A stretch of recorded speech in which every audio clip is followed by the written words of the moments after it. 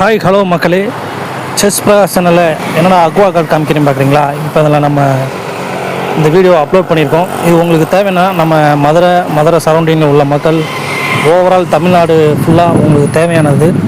இப்போ நம்ம யுரேகா பிராண்டட்னு உங்களுக்கு நல்லாவே தெரியும். இதில் ஸ்டார்டிங் 20,000 ஆரம்பிக்குது. இப்போ கம்பெனி ஆஃபர் மூலயமா ஸ்டார்டிங் 5,000 ஆஃபர் கொடுத்துருக்காங்க.